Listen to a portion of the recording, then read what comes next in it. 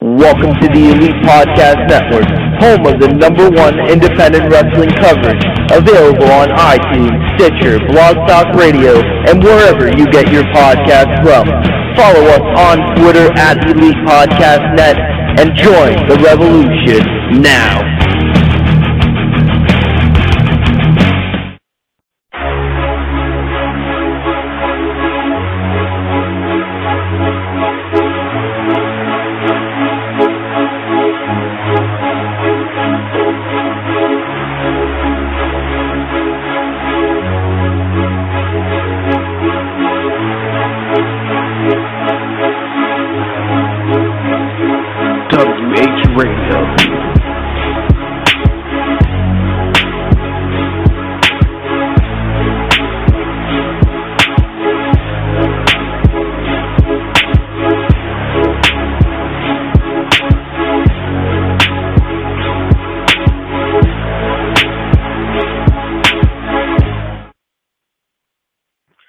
Welcome back to Wrestling Heads Radio. It's me, Oscar, taking over this thing here, or say this show called Wrestling Heads Radio.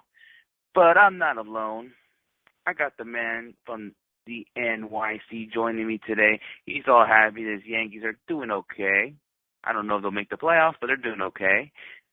I got Mr. Tom. What's going on, Tom? Not much. I gotta say, I'm pretty tired. It was a busy weekend between July 4th, all the festivities going on with that, the Beast from the East, New Japan Dominion. I didn't get much sleep this weekend, but you know that's the nature of watching wrestling at the early hours in the morning. Yes, yeah. I mean, there was a lot of stuff that was going on. You know, it was 4th of July. I'm glad you didn't burn your hands like some idiots will do. That lives in New York. But we don't have to talk about JP right now. How stupid can you be to be a football player and injure your hand with fireworks? You got to be some kind of idiot. Only New York. All I got to say is the NFC East is almost like it's fixed. They want the Dallas Cowboys to win the division easily. But anyways, we don't have to talk about the Dallas Cowboys or the New York Giants right now.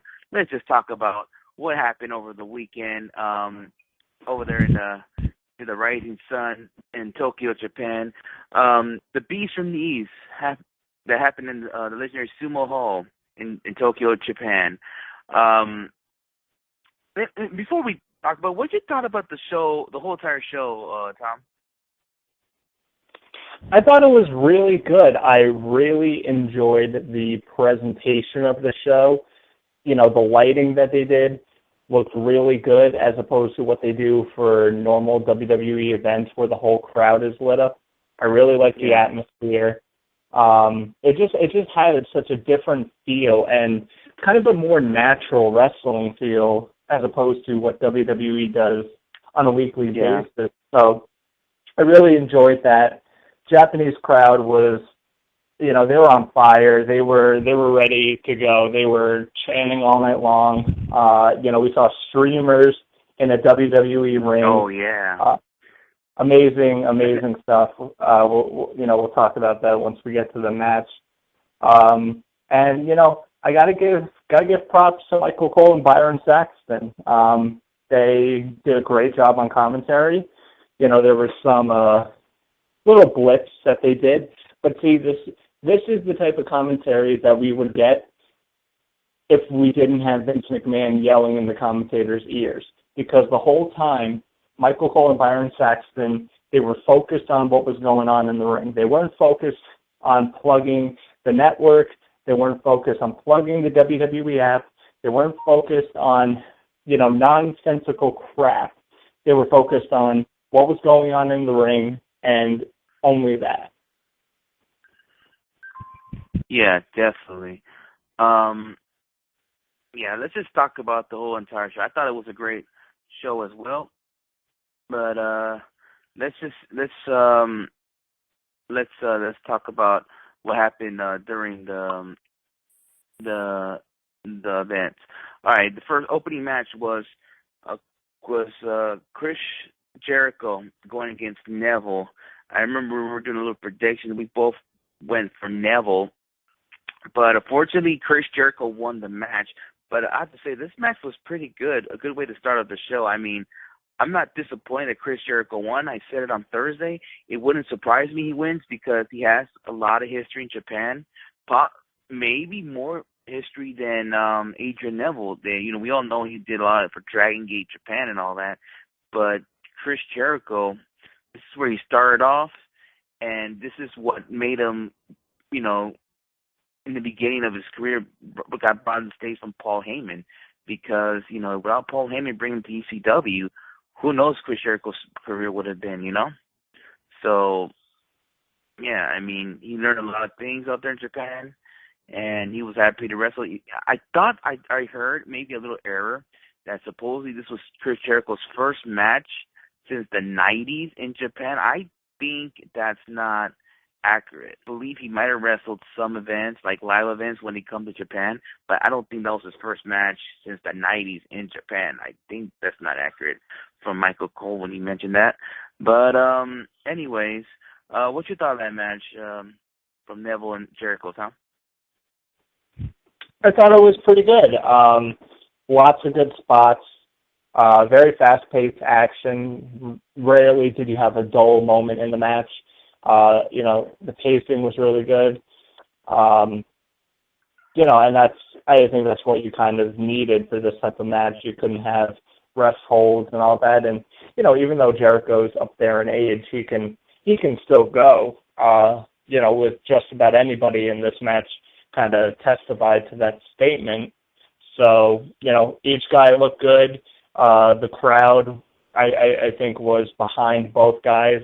I think at one point they were kind of torn on who to root for. A lot of the crowd was behind Jericho, but there were points where they were pulling for Neville. So they obviously enjoyed both guys, and they know each guy's work and how great each guy is in their own respective. So I enjoyed it. It was a fun match. Jericho going over, I don't know if I would have done it, you know. Yeah, you want to, no matter what you do, you want to put over the young talent. I don't know what Chris Jericho winning did. But, you know, I can't complain too much because the match was good and it showcased Neville enough. Yeah, I mean, I saw some tweets, like, people mentioned, like, oh, what the hell Jericho went over for? Like, what is the point of Jericho going over? You know, there's people that are upset, but I don't have any problems of Jericho going over. It was a great match, but I said on the show, I warned pretty much anybody that's listening, wrestling has on Thursday, that I warn all you guys that this could be possibly going to happen. But is it a dumb idea? I don't think it's a dumb idea having Jericho go over because he's also another guy just like Brock that has history in Japan. So that's I had no problems. If you guys have a problem with Jericho winning, then go back and look at Jericho's history when he was in Japan. He's very respectful out there, and you know, either guy winning the match, I wouldn't have a problem with it. So that's talking a little comment about the whole Chris Jericho winning, and it was a great match. What a good way to open up the show. And I guess the second match was the Divas title match, which was a triple threat match. It was Nikki Bella defending her title against Paige and Tamina Snuka. It was supposed to be Naomi, but I guess what happened was that she had how can you say, she had a loss in her family, I believe, and so Tamina took her spot. I have to say this match was like, it's like whatever. I mean, I didn't really pay attention to the match as well. I mean, no, it sucks though that Tamina and Paige are, you know, they are good in the ring, but just that I didn't find any interest in this match at all. And I'm trying to, like, you know, focus this match. Let's see. I'm trying to give this a chance for this match, but I'm sorry, it didn't work for me. But Nikki Bella did walked out, still your Divas champion. Tom, what you thought about this triple threat match? Just like you said, it was kind of whatever. Tamina looked pretty sloppy out there, botching a couple things. She just looked like she really didn't belong in the match. She's not that good. But, Paige and Nikki worked hard, so, that kind of at least made up somewhat for Tamina's lack of ability in this matchup. So it was what it is. It's a Divas match. It's nothing special. Yeah, definitely. It seems like when Tamina came back from her injury, she hasn't been the same. She's better than that in the ring. I don't know what's up with her. It's like she's like very, very sloppy since she came back from her injury. I don't know what's up with her head lately. I mean, something's not right. Have you noticed that, Tom?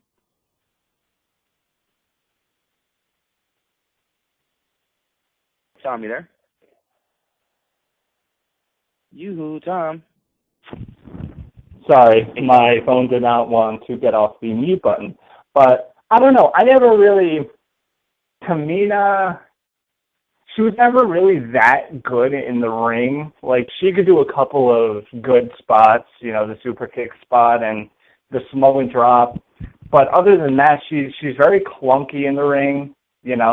Usually when you have bigger women in there with girls like Paige and Nikki, it's hard to do it, and only certain women who are big like Tamina can really get in there and mix in well.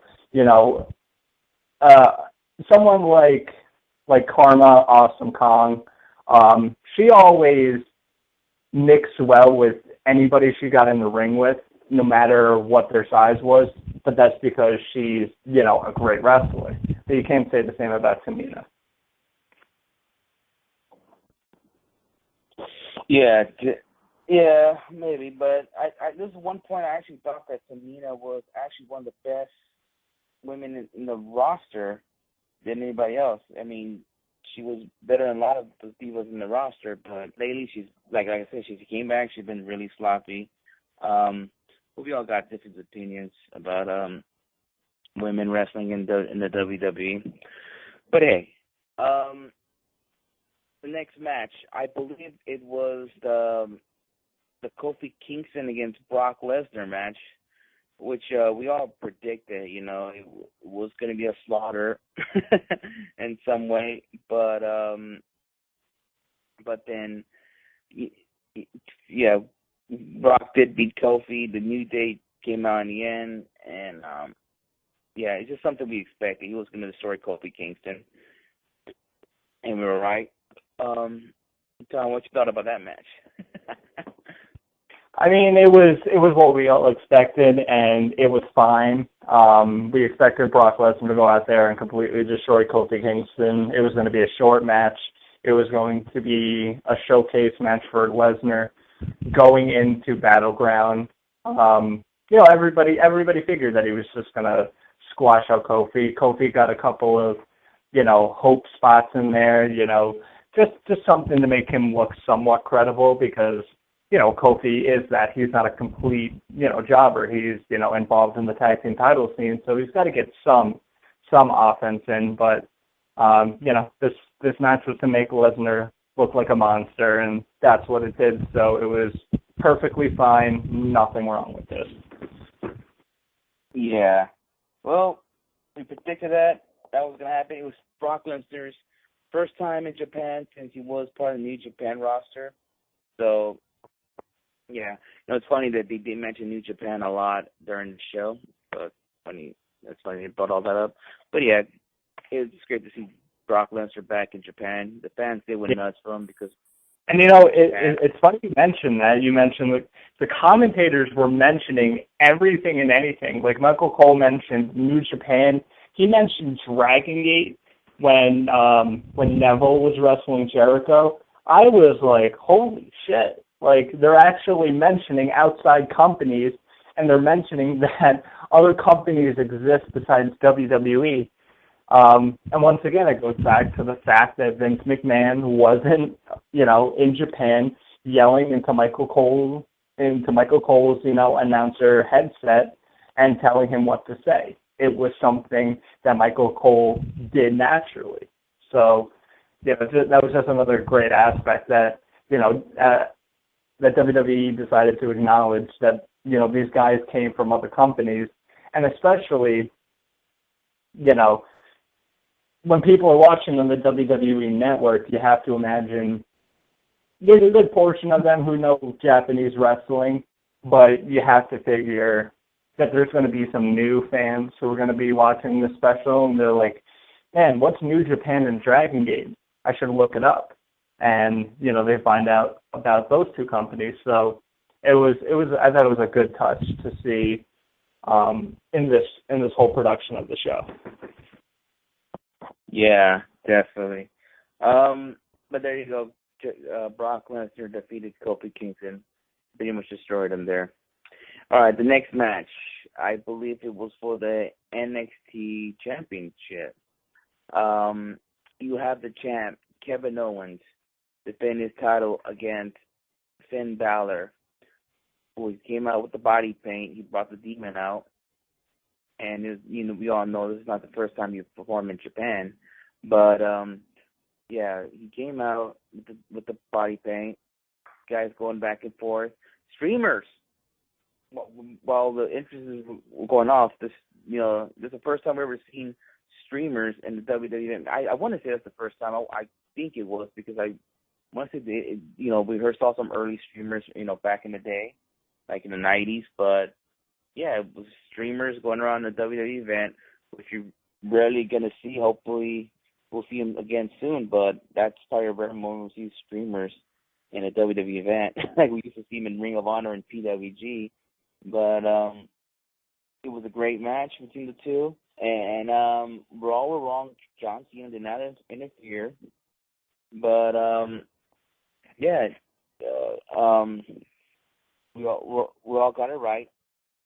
And new NXT champion, Finn Balor. He beat Kevin Owens fair and square with a coup de grace, and beat Kevin Owens. Kevin Owens got up. Finn Balor tried to shake his hand. Well, Kevin Owens didn't want to shake his hand, just walked off.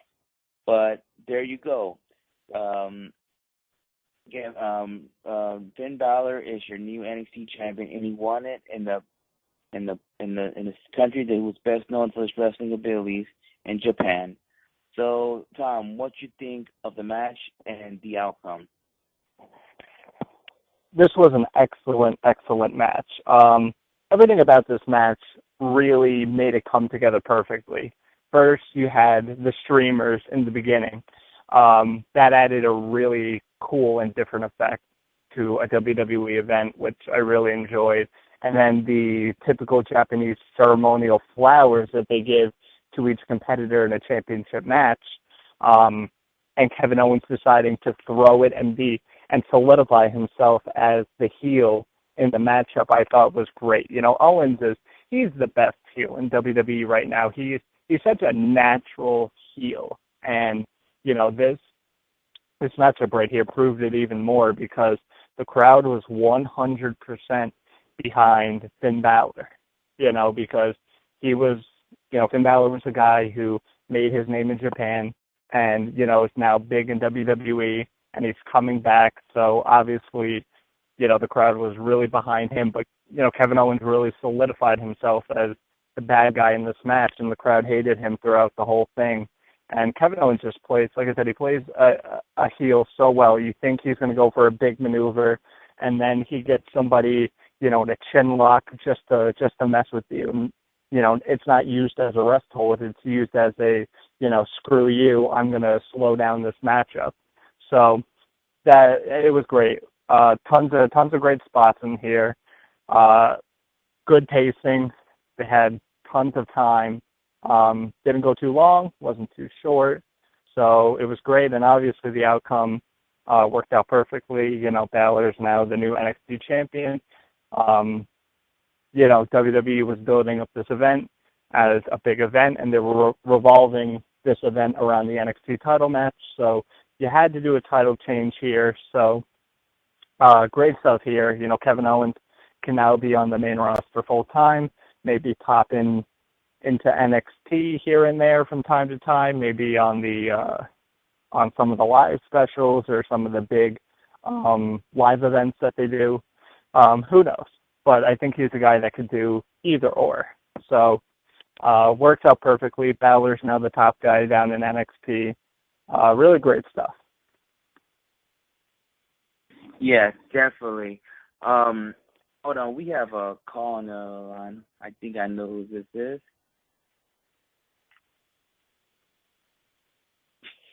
I think we got on with 540. You're live on Wrestling Heads Radio. Can you hear us? I think this thing is fucking up right now, but we'll try to get 540 on in a little bit. But whoever you're in the 540, be patient. We'll try to get you on because this thing is slowing down. But anyways, before we get 540 on, I just want to say, we'll continue what you were saying, Tom. Or at least you were done. Yeah, that was just about it. Like I said, this should have been the main event, but I mean, I can see why they put the tag match as the main event, which I guess I'll move on to now, and we'll finish up our review of Beast in the East. It was Dolph Ziggler and John Cena taking on Kane and King Barrett. It was kind of like a typical house show tag match, but it went way too long, especially being the final match. You know, this thing, it just seemed like to drag on forever and ever. And I was so tired, I just turned this off like 3/4 of the way through the match and just turned it off and said, you know what, I don't care about the finish. I saw the best match of the night. Nothing else matters. But from what I saw, okay tag match. Not much to say about it. Yeah, definitely. I'm trying to see what's up with this 540. Down was a blog talk thing, or is my internet being stupid? But I try to put on 540. Be patient. This person who is 540 is very patient. But we'll try to get you on there and pretty soon. All right, let's just before we talk more about NXT and stuff, let's just talk about the main event, the actual main event, which was John Cena teaming up with Dolph Ziggler against Wade Barrett and Kane, which I'll tell you right now, I don't think the match was good at all. Did not enjoy it at all. Yeah, that's what I just mentioned it. I don't know about you, but I thought it went way too long because, like I just said, I actually stopped watching it like 3/4 of the way through because like it was just going way too long. Yeah, I think that's what I believe too. It was going way too long. I was like, what the fuck is this? You know what's funny?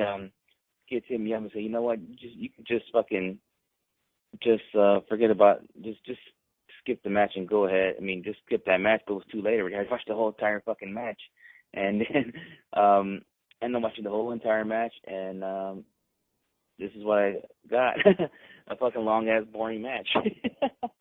And I get to see what's his name, John Cena and Dolph Ziggler winning the match, and there's really no point of watching this match at all. No point of putting the main event. It should have been Balor and Owens, but oh well. This was the one match on the show that you should skip. And see, that's the problem, is that it was the main event. So imagine being live in the crowd and, you know, you see Neville and Chris Jericho, good match. Brock kills Kofi, great stuff there. The Divas, it was, you know, okay. It was a pee break for them. So, and then you have, of course, the NXT title match, and then you close out the show with this. You can't be doing that. All right. Whoever was 540, if you're listening, you can try to call again. I apologize for the inconvenience. Maybe we have a little issue with Blog Talk, maybe from getting phone calls, but everywhere, 540, you want to give it a call back in, go for it. We apologize, but try it again. So, all right. Now that we have the Beast in the East taken care of, I just want to talk about something. It's also related to WWE news. That takeover is it's being taking place outside the Full Sail University. It's going to take place in the Barclays Center on the night before SummerSlam, which would be August 22nd in your state, New York, which is also the same date of the Ring of Honor Field of Honor, where they're bringing New Japan talent and Alex Shelley. Wow, it's the first time we're seeing Takeover out of the. Let me ask you something, Tom. What's your thoughts of Takeover? What do you think of NXT doing a Takeover outside the university or Full Sail University? And is that are we going to start seeing takeovers outside the university? Now, are we going to see takeovers in arenas and in the future? I think it's going to come down to that once in a while we're going to see the live specials maybe once a year kind of go out of Full Sail because, Full Sail has kind of become like the ECW arena in the sense that it's NXT's home and they're going to run there, as much as they can because, that's where, first of all, most of the NXT guys live. So they don't want to, travel them too much because now they're touring a lot more. So they don't want to forget about Full Sail University. So I feel like this is going to be like a once-a-year thing where we see a takeover from, a place outside of Full Sail in Orlando. That's what I think. I think, maybe they'll do, maybe not takeovers, maybe they'll do other special NXT events outside, maybe that aren't classified as takeovers.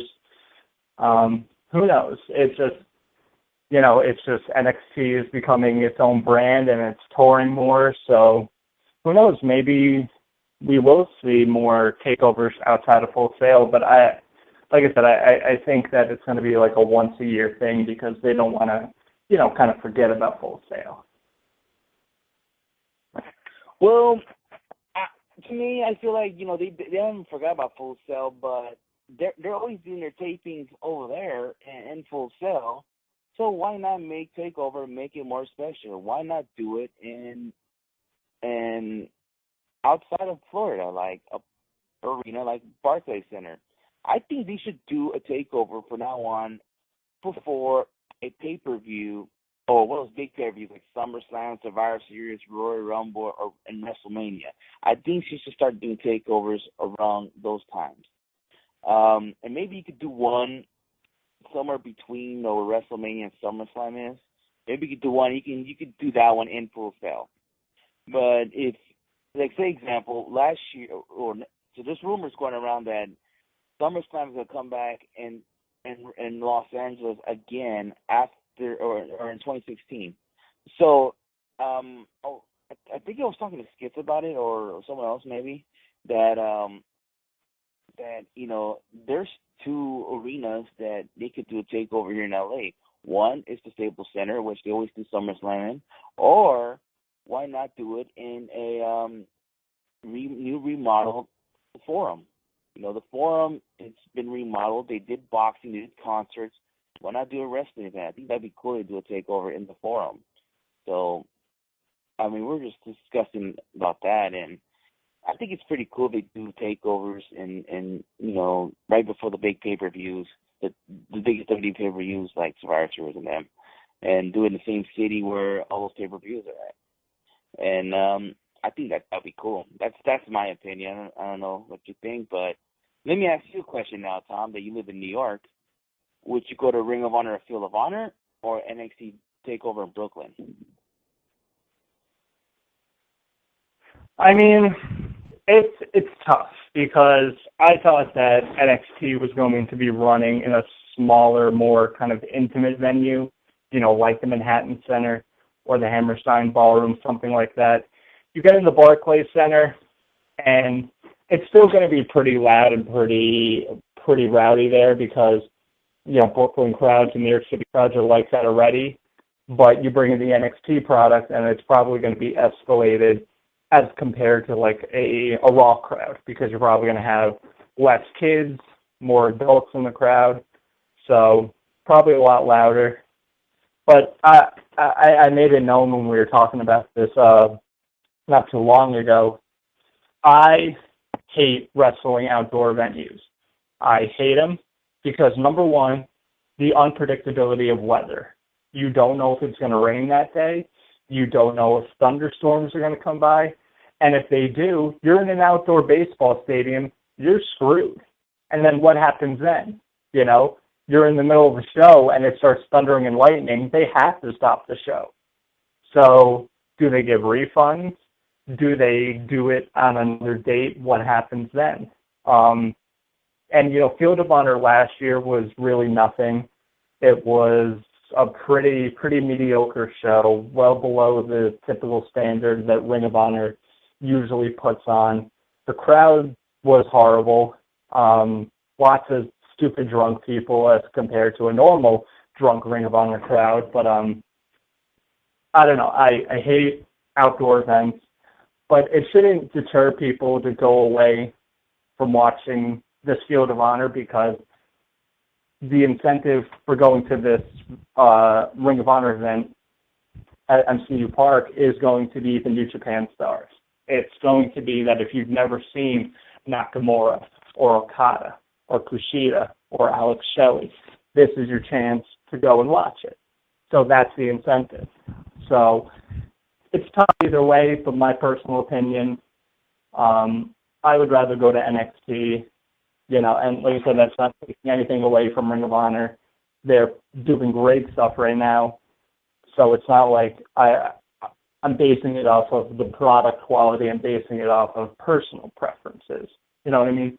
Yeah, definitely. A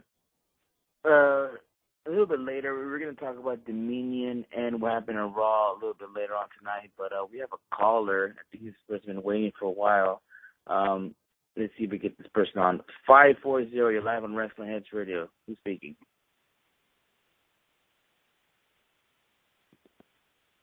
You're on Wrestling Heads Radio.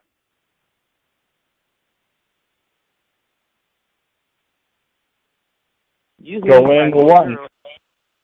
All right. Well, I'll put this person back on mute, or unless this person will want to speak, I'll put this person back in mute. Let's just take a little commercial break, and when we come back, we will talk about New Japan Dominion, and we'll talk more Raw, and we'll talk a lot of things, maybe about a cover of a video game. We'll be right back. Hello, pro wrestling fans. This is pro wrestler Brian Kendrick. Thank you for listening to Wrestling Heads. This is Eli Everfly, and you're listening to Wrestling Heads Radio. Ladies and gentlemen, this is Drew Gulak, and you are listening to Wrestling Heads Podcast.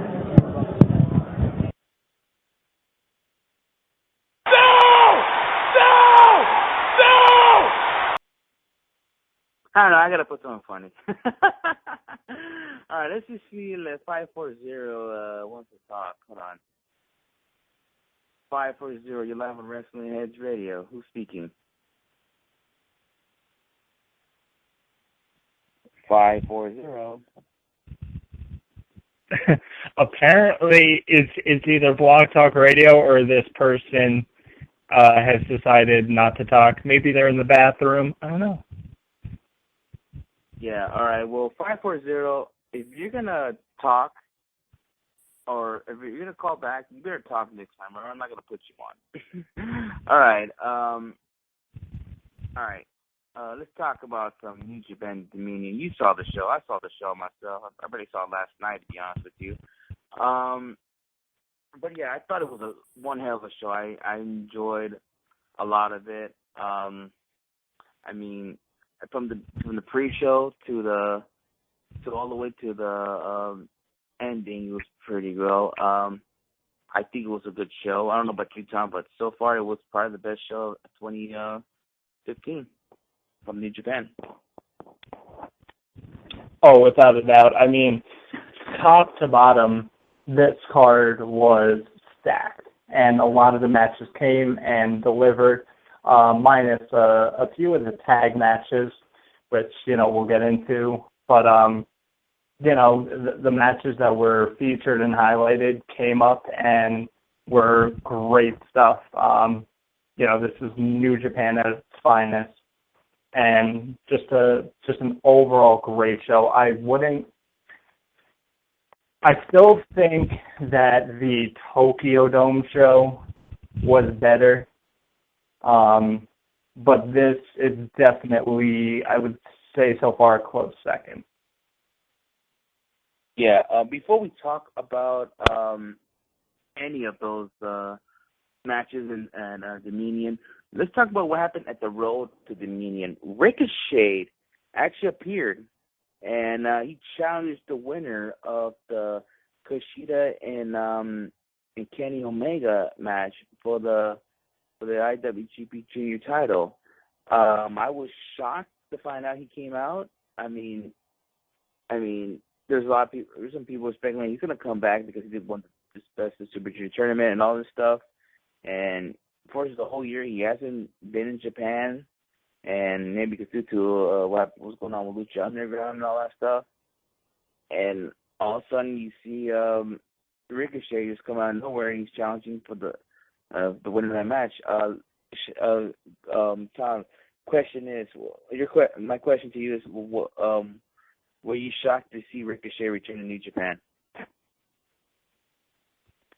Definitely. I mean, it shocked me that he kind of came out of nowhere and then just kind of inserted himself into the IWGP Junior Heavyweight title picture.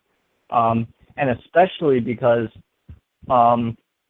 earlier, I think later in the week, he appeared in Dragon Gate.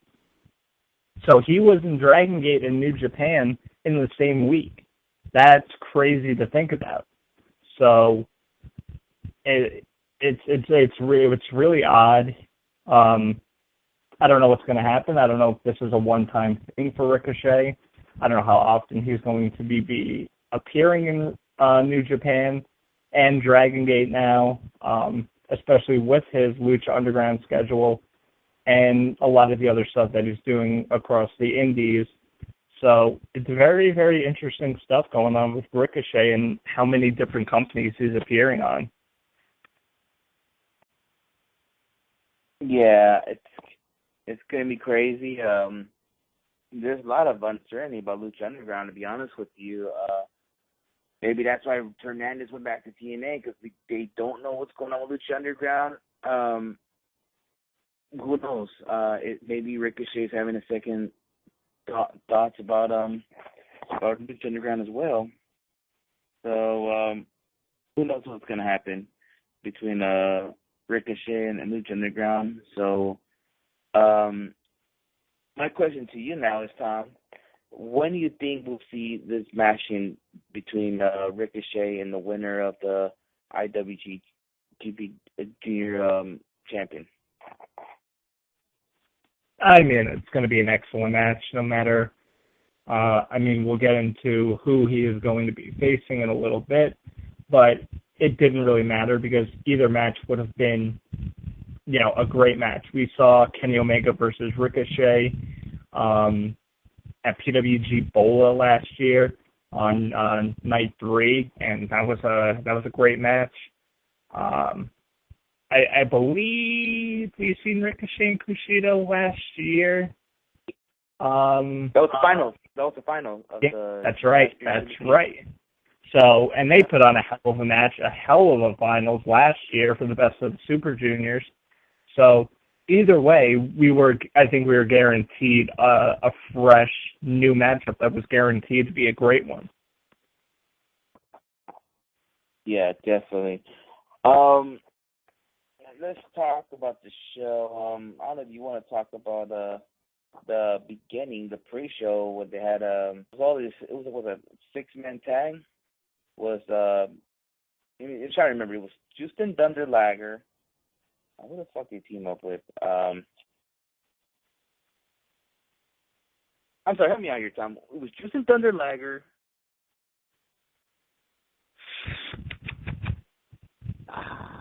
Now I'm drawing a blank. I don't know. I can't think of it right now. God, this is frustrating me. It was a 6-man tag. It was I know it's Susan. I'm not saying this is the team, but I knew who was involved with the match was Tezan, the former NWA tag champ. Was it Kojima in the match too? I don't.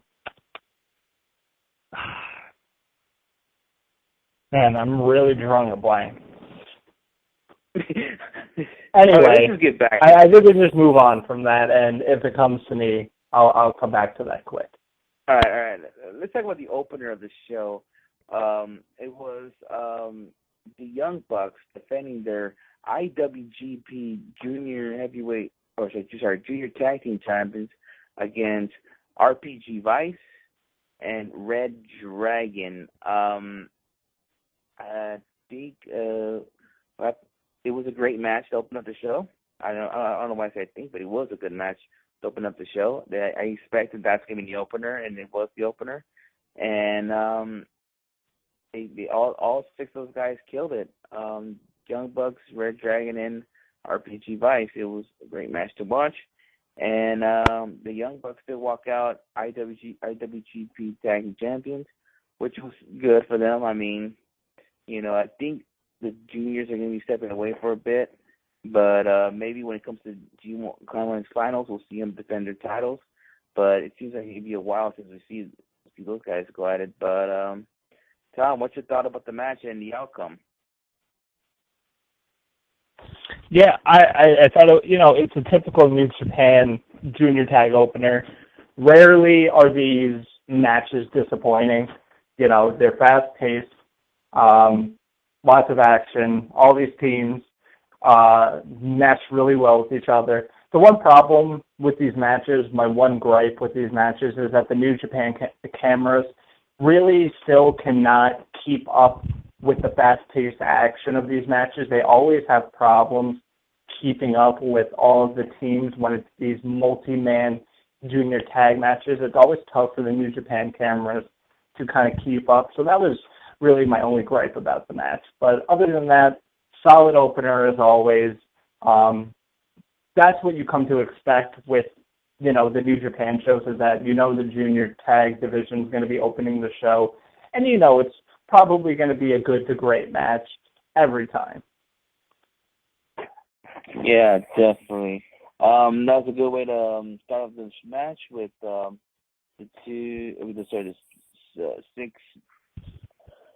six of these men and 3 different teams going at it. It was an awesome match. We'll see what's going on.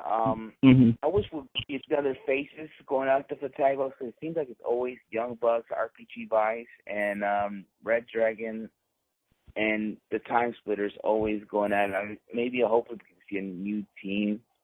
Yeah, and that's the New Japan problem with the junior tag division, is that they'll bring in a new team, and then it'll be only a certain amount of teams, like 4 teams in the division, and then they'll only face off with those teams, and then one team splits up or breaks apart, and then they have to fill that void in again, and then it's the same thing. So they really, I think, need to change things up there, do a lot more, regular tag matches with this division. So I think that would help it a lot. And also, it just came back to me as we're talking about this because I'm thinking back to when I was watching the live stream on New Japan World, the 10-man tag match. It was a dark match. It wasn't technically part of the main show, and I remember who was in it. It was Yuji Nagata, Sho Tanaka, who's one of the young boys, Reisuke Taguchi, former partner of Finn Balor, former IWGP Junior Heavyweight Champion, Mascara Dorada, and Manabu Nakanishi, and then they defeated Hiroshi Tenzan, Jushin Thunder Liger, Tiger Mask, Satoshi Kojima, and Yohei Komatsu, who is another young boy. It just popped in my head. I was like, man, I couldn't think of it. But that was the dark match. Nothing special with that. It's just to get those guys on the show. So, nothing too special about that, folks. Definitely. The next match, I want to say, was it the Shibata and Sakamura match, if I'm not mistaken? No. Next match was the tag match between the Bullet Club, which was Bad Luck Fale, and Yujihiro Takahashi taking on Tetsuya Naito and Tomoaki Honma. Now, the whole point of this match was Tetsuya Naito has been going over to CMLL for a couple months because CMLL and New Japan have a working relationship with each other. So Tetsuya Naito has been going over to Mexico for a couple months, and the New Japan commentators have been noting that there's kind of been a change in Tetsuya Naito, and we've seen it in this match. You saw Honma and Naito really not liking each other in this matchup, and Naito was hilarious in this. He would be sitting in the middle of the ring, just kind of sitting there doing nothing, and not looking like he gave a shit. Really working up a heel character for Naito to come, because I think that's what was needed for Naito, because so many people were not liking what he was doing. He needed a change, and this is what's coming. So, as far as the match goes, it was an okay tag match. Probably, I would say, I don't want to say the worst match on the show. It's always tough to tell. But, Honma got the win after the Kokeshi headbutt. Always that gets a big pop from the New Japan crowds. So it was an okay tag match. Honma and Naito did what they could. But it was more about Nato's heel character kind of coming into fruition, and we're probably going to see a full-on heel turn from Naito sometime soon. Yeah, I kind of agree with that. I think they're going with the full-time Naito heel. It's weird to see him with a shirt on. He doesn't wrestle with a shirt on. He had a shirt on. So I guess that's what they're going to do. Maybe he will join Bullet Club because the uncertainty with AJ Styles in the future. So who knows what's going on. I don't think that's going to happen. What's been going on is he's been joining the stable down in CMLL. I don't know if they're going to be bringing anybody from that stable into New Japan, but what they're kind of saying is that because Naito went to Mexico and joined the stable, it changed him. It changed who he was. And so that's why we're seeing a different Naito character on the show as opposed to what we've been used to the past couple of years, which is, the typical babyface Naito, it's all about the crowd, loves wrestling, typical babyface Japanese character, but now we're seeing a much darker side, much more, just not giving a shit, turning on the fans and everything like that. So I wouldn't think he would ever join Bullet Club. All right, we'll see what happens with this whole Naito character change in New Japan. We'll see what's going to go down. All right, next match was the one I was actually talking about. Was that the Shibata and Sakura match? What's the third match, if I'm not mistaken? Next match was the Shibata Sakuraba match, and I think that match was the best match of the night. They beat the holy shit at each other. It's tough. I mentioned this on my Twitter when I was live tweeting during the show. This match in the main event, I'm really torn on which I liked better, but this match was phenomenal. This is what I think a lot of what people watch Japanese wrestling for. A lot of stiff kicks, a lot of submissions, a lot of the shoot MMA style, and it was just great stuff. Like you said, we saw a lot of stiff kicks, a lot of stiffness, a lot of hard punches, a lot of legit-looking submissions. They weren't sloppy because these guys are both MMA experts. Sakuraba is known as the Gracie Hunter. So he has MMA background, and, that's what kind of, separates a lot of the Japanese wrestlers, from, I would say, the American wrestlers because of their experience in MMA. That's kind of why, a guy like Brock Lesnar separates himself from the WWE roster because he has that MMA background. So, but yeah, great stuff here. It didn't go too long, which I was afraid it was going to be too short, but I think it just went under 12 minutes, which I think was like the perfect time. Great stuff here from both guys. Shibata is so damn great in the ring.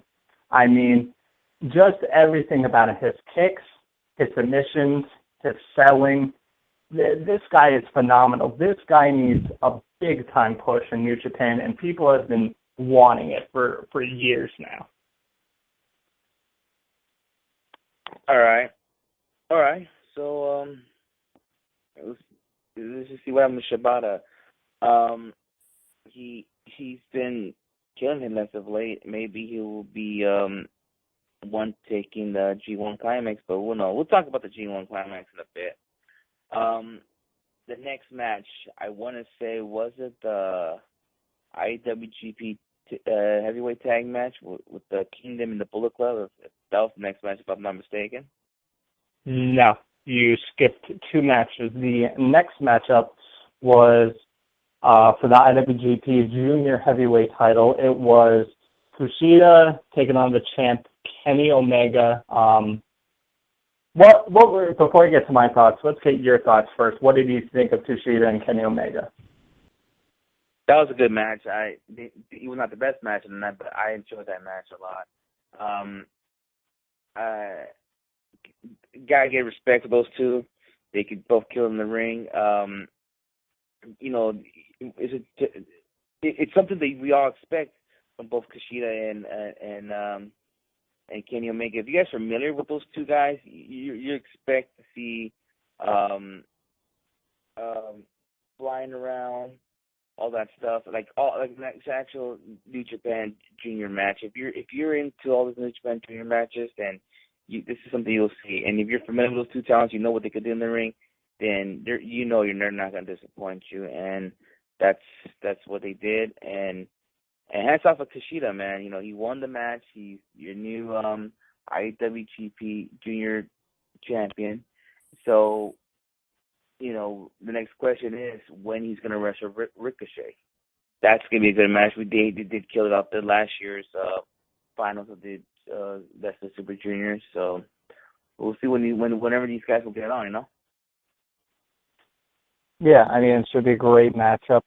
This match I thought was really well done. It was different, I think, from a lot of typical junior heavyweight style matches that we're used to seeing from New Japan. A lot of psychology, a lot of technical aspects of Kenny Omega working over the knee of Kushida. And this was one of the gripes I really had with this matchup. Even though it was a great matchup, Kushida, at points he would be doing a great job of selling the knee, really, really making it look like it was injured. But then, 5 seconds later, it would look like it was healed up and it was fine. And it was going on throughout the whole match. He would be selling it, and then he doesn't sell it. He would sell it, and then he doesn't sell it. So Kushida was very, very inconsistent with selling the knee, and that's something I think that he needs to improve on, especially if you're going to have these type of matches. You need your selling to be on point, and you really need to sell it. After the match was over, he's walking up the ramp. He's not like limping or anything. He's not holding or clutching his knee to act like it's really hurt. He's just walking up the ramp like normal, and that really that kind of bothered me. I'm like, you spent the whole match selling this knee, and yet you're not selling it at the end of the match. So that was really my only problem with it. I feel like maybe it could have even elevated the match even to a higher level if Kushida would have, been more consistent with selling the knee that Omega was working over. But both these guys, great talents.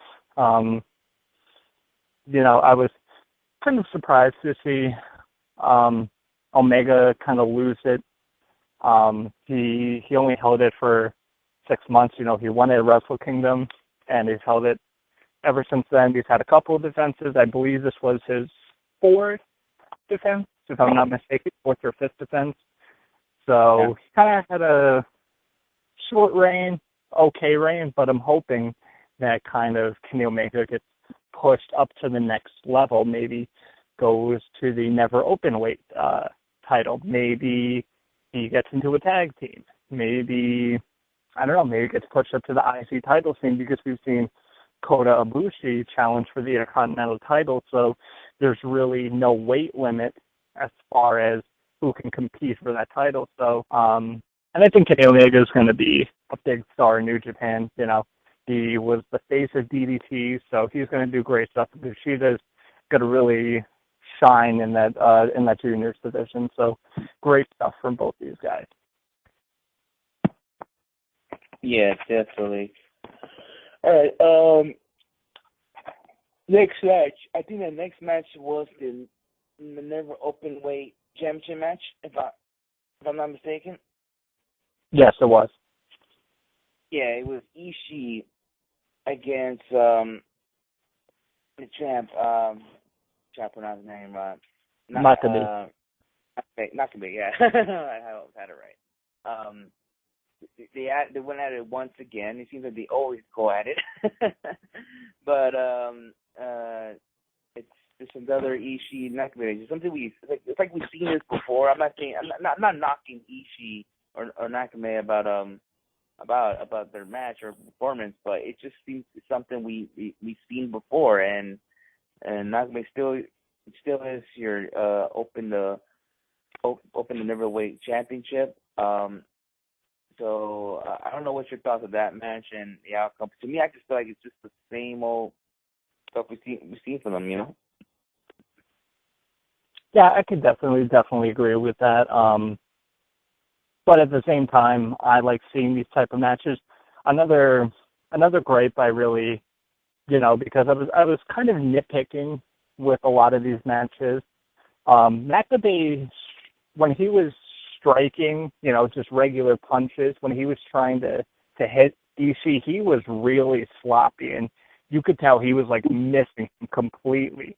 And you can't, if you're gonna be having these type of strong style matches where you're slapping each other and beating the shit out of each other, you need to hit those strikes. You need to hit them on the money, especially with Ishii. But I think the match picked up a lot toward the end. The beginning was a little bit slow, but it kind of picked up toward the end. There's a lot of dangerous stuff here. You had Ishii German suplex, Makabe into the turnbuckle, looked like it damn near killed Makabe. You had Makabe do a dragon suplex on Ishii right on top of his head. Makabe and Omega, it's funny because they have two different type of dragon suplexes. Makabe has kind of the more slow one where he kind of lifts you up and then drops you on your head, while Omega has the snapdragon suplex where he just dumps you on your head as fast as he can. So two different style, dragon suplexes we saw in 2 straight matches. But, these guys kick the shit out of each other. I don't know, during the match, it seemed like Ishii landed on his shoulder. I think it was from, I think it was a power slam or maybe a Death Valley driver, but anyway, he landed on that bad shoulder, and people were saying, the Japanese commentators were saying that he may have dislocated it. So I don't know if that was kind of kayfabe or he re-injured the shoulder. Who knows? But Ishii is a tough motherfucker. That's all I can say about that. But hopefully now this leads to Maccabee having new challengers in the never open weight title scene, and Ishii kind of gets bumped up to the Intercontinental title scene, something new for each guy. Yeah, definitely. All right. Then the next match, it was the IWGP Tag Team Championship, the champions, the Kingdom, which was Mike Bennett and Matt Taven with Maria Canellas side against the Bullet Club's own Doc Gallows and Carl Anderson. Can't forget Amber O'Neil was right there in their corner. This match sucked, I think. I did not enjoy this match at all. It was, of course, the women was getting involved. Didn't enjoy this match at all.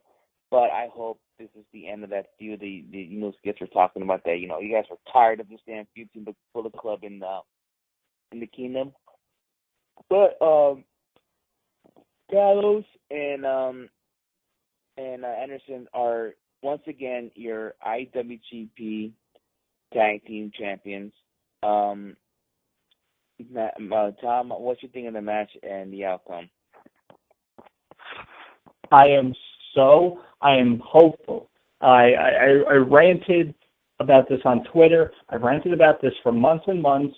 I hope this is the last time I ever have to do it. I hope this fucking feud is over. This feud has sucked. These matches have sucked. There has been no chemistry between these two teams in New Japan. Listen, the Kingdom has been doing great stuff in Ring of Honor. And, Gallows and Anderson, they can work well with certain teams like Tenkoji in New Japan, but these two teams cannot click well in New Japan.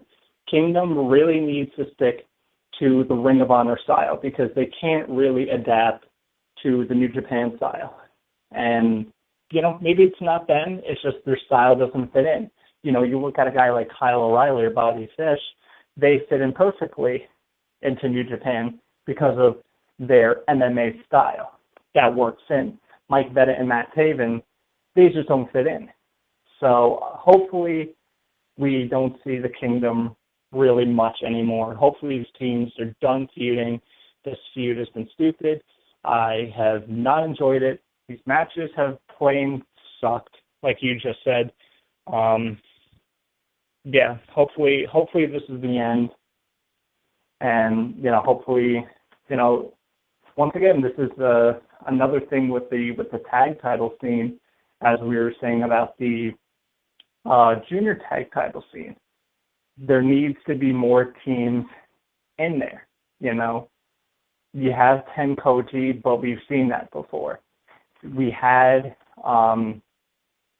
Shibata and Goto for a while, but then they had the straps at Wrestle Kingdom, and then they lost them only a few months later. So they ended that pretty quickly.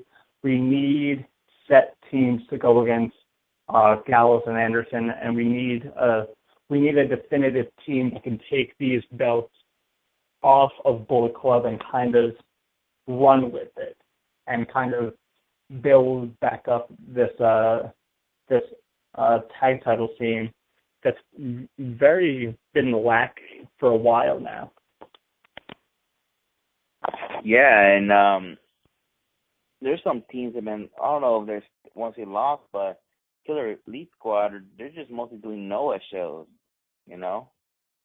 So yeah, but it's like we've seen Bullet Club and Killer Elite Squad though, so that's like nothing new. We need fresh new matchups. We need fresh new teams, kind of to get in there and mix it up with the Bullet Club, because there's only so much you can keep doing, with the Bullet Club. You need to you need to spice things up, and you need to keep people interested.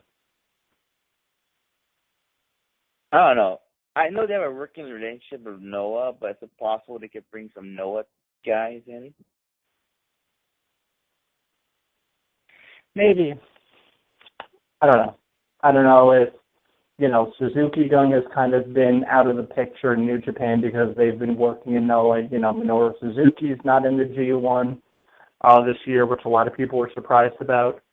A lot of Suzuki Gun has been missing ever since they went into Noah. So I don't know if they kind of, excuse me, I don't know if they bring them back in.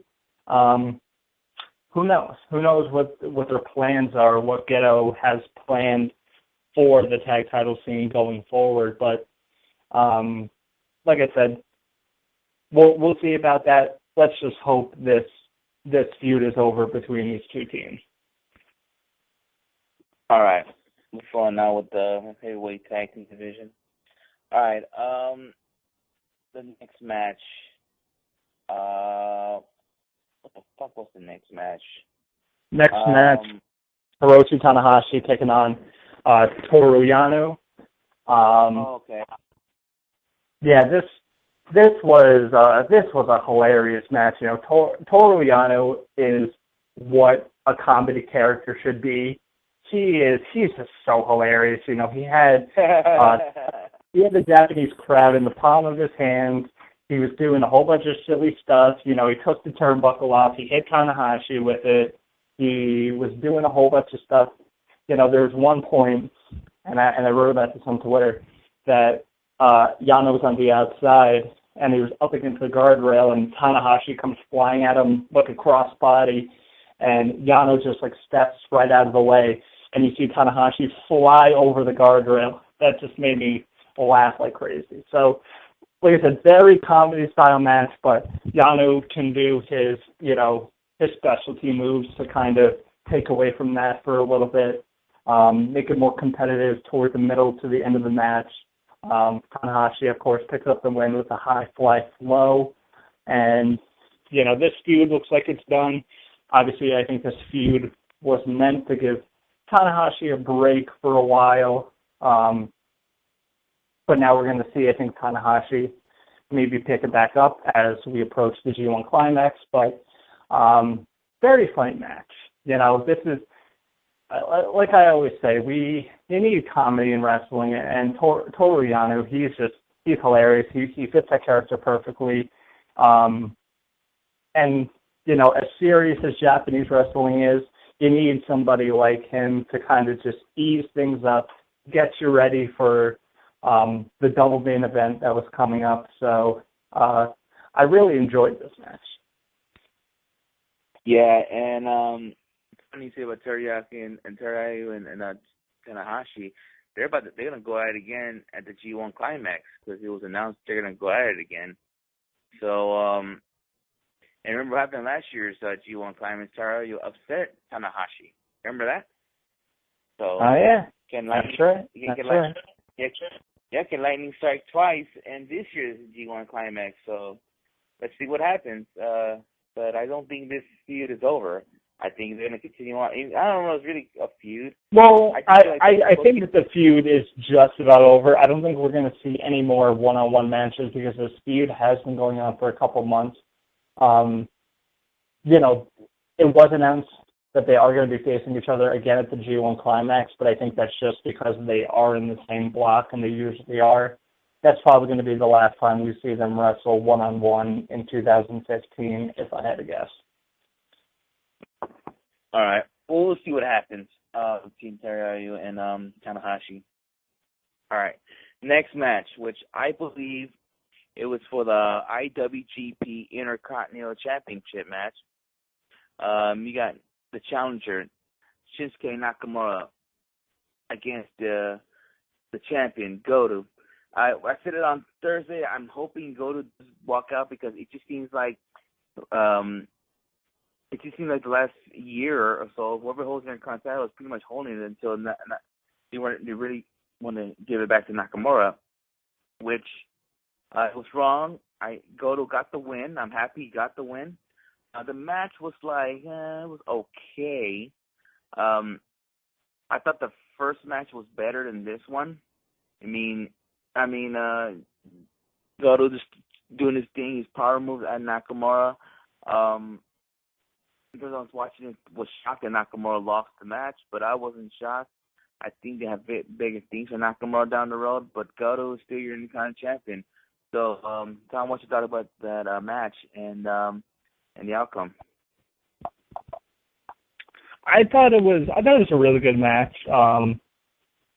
Maybe I do think their first match was better just because Goto did take the title off of Nakamura. This match also started pretty slow, but it definitely picked things up toward the end of the match, and the end of the ending sequence and the ending part of the match was great. Lots of near falls, lots of counters.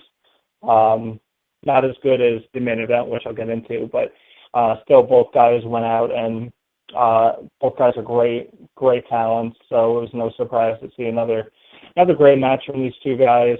So that's looking to now put Nakamura in the IWGP Heavyweight title scene. Right now he probably has to be the favorite for the G1 to set up an Okada Nakamura match for Wrestle Kingdom, which would be huge. And then, Goto can kind of keep the Intercontinental title and, face it off against, guys like Ishii, maybe Kenny Omega, who knows? That's one of the good things about now having Hiroki Goto as the Intercontinental champion is you have a ton of new matchups that you can do. You can throw Shibata in there.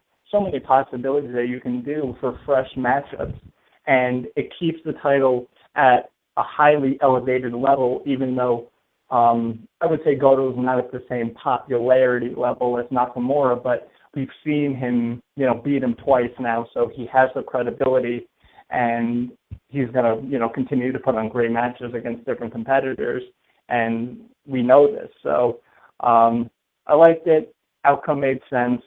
And Nakamura, Nakamura is the only man on this earth, on this planet Earth, the third planet from the sun, who can come out in an all red,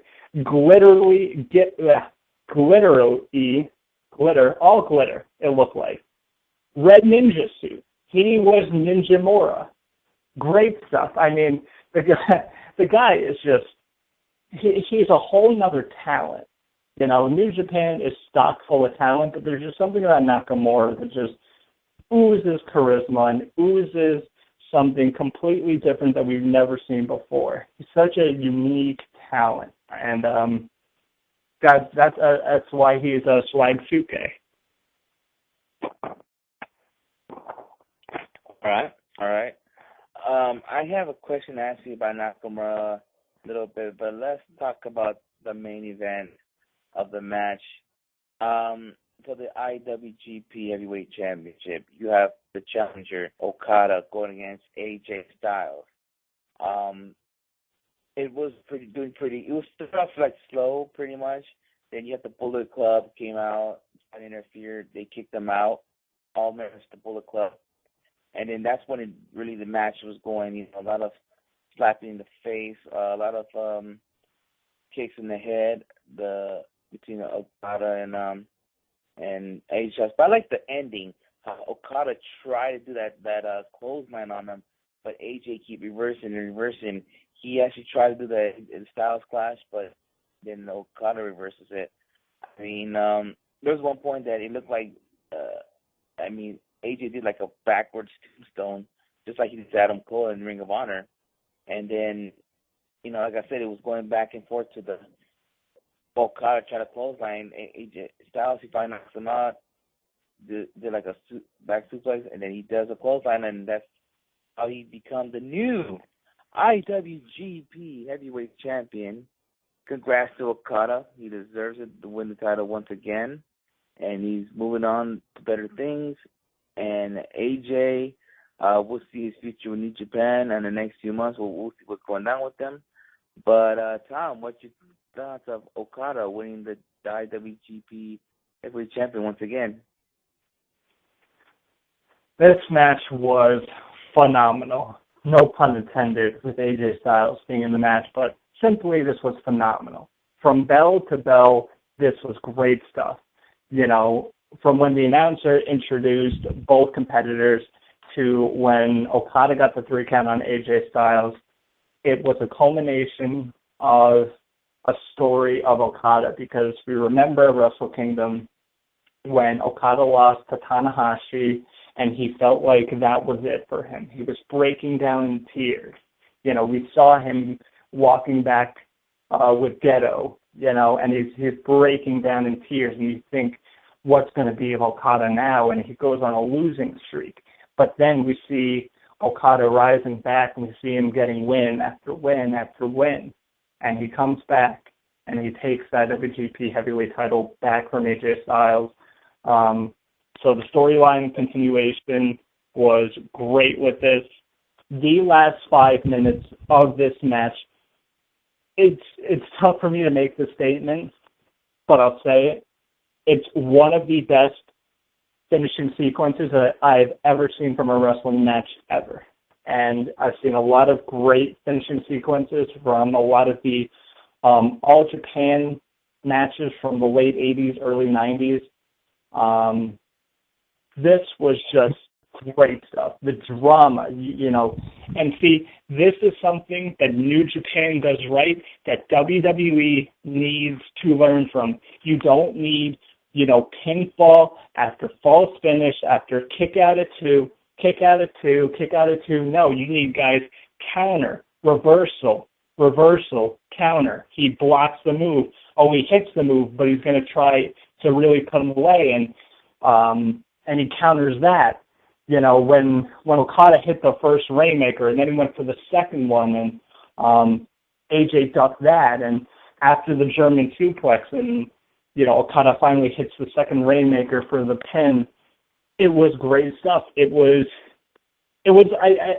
I think what a lot of pro wrestling matches need. When you had this big of a story and this big of a main event, to have a finishing sequence like that was absolutely great. Both guys were phenomenal in this match. Both guys were excellent, on the top of their game. Match of the year candidate, without a doubt. And, you know, that finishing sequence I saw all over Twitter when I was live tweeting the show, when I was looking on Twitter to see what everybody else was saying, and everybody else was in agreement with what I was thinking. And it was just like that. The last 5 minutes was some of the best that they've ever seen. And that's, you know, that's a bold statement coming from a lot of these fans who are very knowledgeable in Japanese wrestling. So it really speaks to what these two guys were doing. Excellent stuff here. Excellent stuff.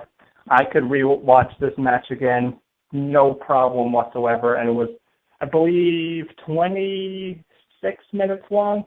So a pretty, you know, not too long of a match, but, you know, it doesn't feel like 26 minutes. It felt like 6 minutes, because that's how well done the match was. You know, it was, you know, slow for a little bit, and then, like you said, the Bullet Club gets kicked out, and that's when things picked up. So kind of like the Goto Nakamura match, but on a whole nother level.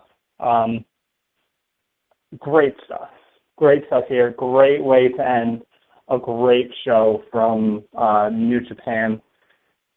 You know, and it's funny because it's just getting started. You know, so many people are raving about this show, and we're only weeks away from the beginning of the June climax, where we're going to see, I don't know how many possible match of the year candidates already.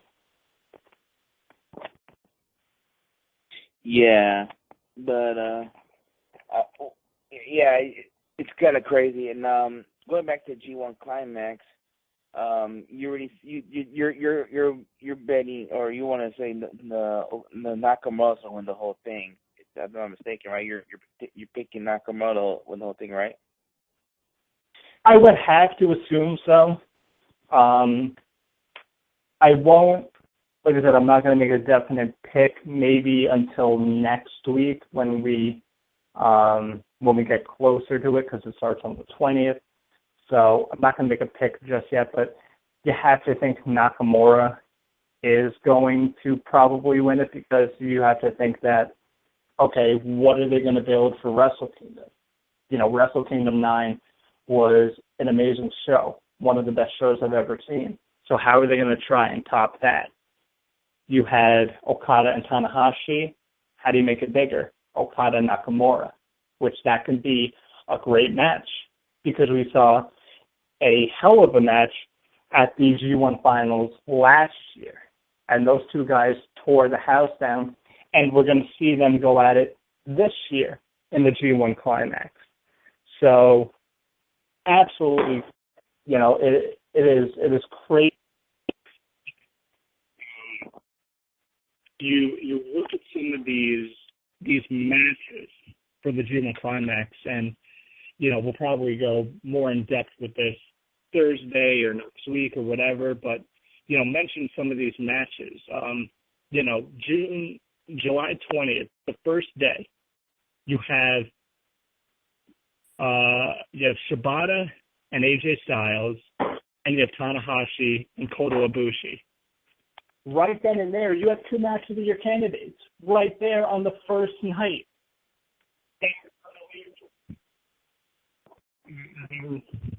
It is absolutely crazy. You know, there's so much to go over with the G1 Climax, because we do have to get on another company tonight. Yeah, definitely. Let me ask you a question before we take another commercial break and talk about Raw. There's all these rumors going over the weekend that Nakamura and Okada might have had a WWE tryout. I heard some people were saying it happened. Some people saying that was bullshit. I wonder what you think. Do you think those rumors it was confirmed by Dave Meltzer and a bunch of people that Nakamura and Okada getting tryouts from WWE was made up by somebody on Twitter as a joke, and it turned into a news story because people take that. Anytime they see something like that, they take it and they make it into a news story without trying to go into the facts. And, I mean, come on. Really think about it. Do you think Okada and Nakamura would have a WWE fucking tryout match? Are you serious? Come on. Yeah. I don't think they deserve a tryout. If WWE was interested in them, they got to fucking sign them. Why would he get a tryout?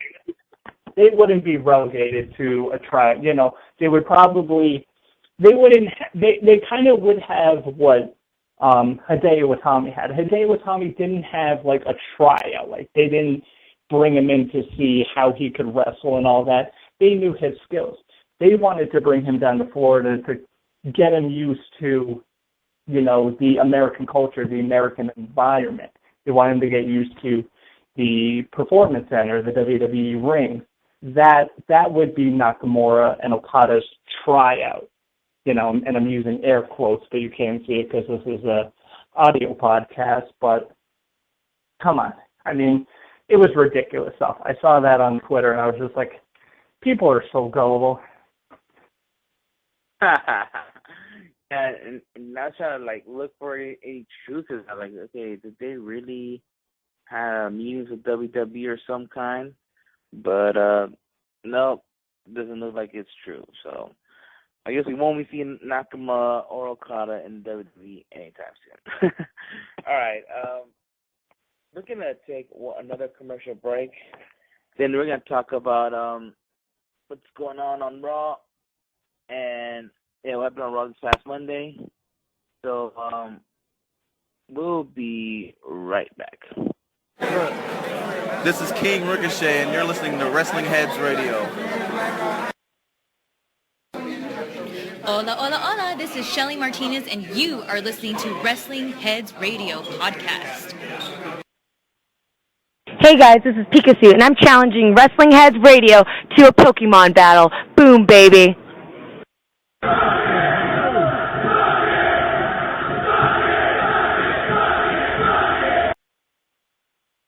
Yeah, Tom, suck it. Welcome back to Wrestling Heads Radio. I just want to say, in case you people are into history in the WWE, 17 years ago today, Goldberg won the WCW World Heavyweight Champion from Hulk Hogan. Just to put that, all you historians out there.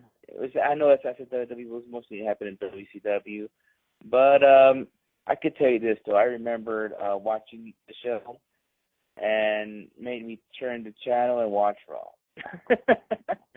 That's I gotta say about Goldberg winning the WWE Heavyweight Champion 17 years ago today. All right, Monday Night Raw. Tom, what do you thought of Raw tonight? A pretty lackluster episode, except for a few bright spots.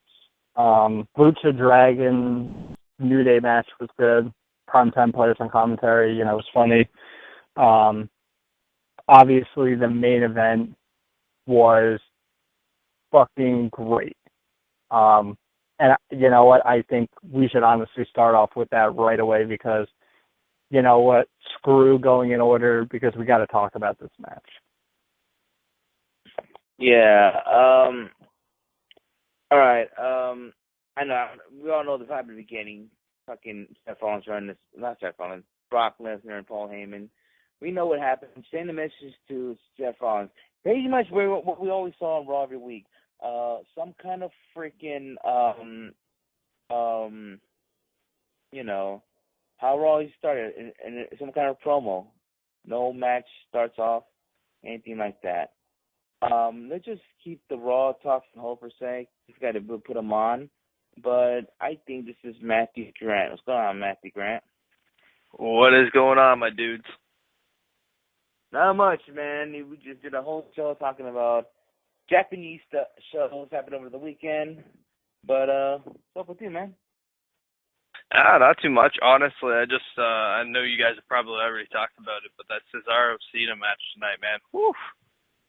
Yeah, we actually haven't even gotten to it yet. I said, because we actually just got into the Raw talk, and I said, you know what, screw everything else. We need to talk about that first. Absolutely.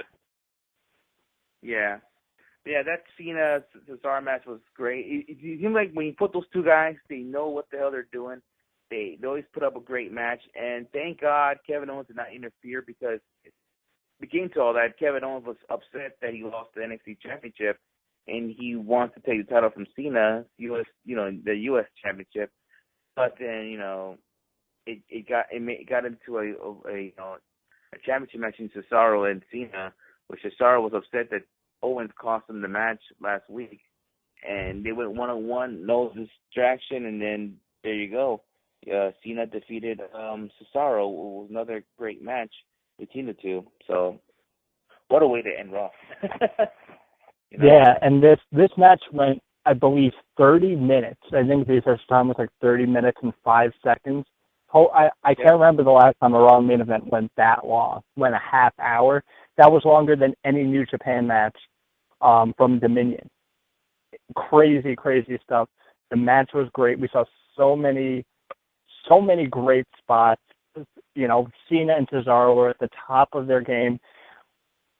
But the one thing that just frustrates me is it looked like Cesaro was going to win last week.